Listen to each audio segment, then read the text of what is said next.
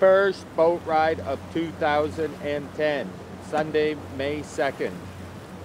It's an early start, one of the earliest ever.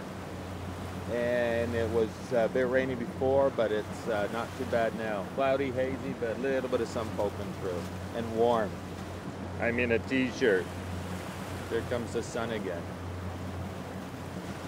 Nice to be on the water again.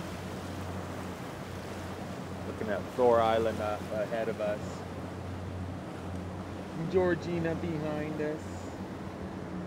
The mainland back that way. It's a lovely day.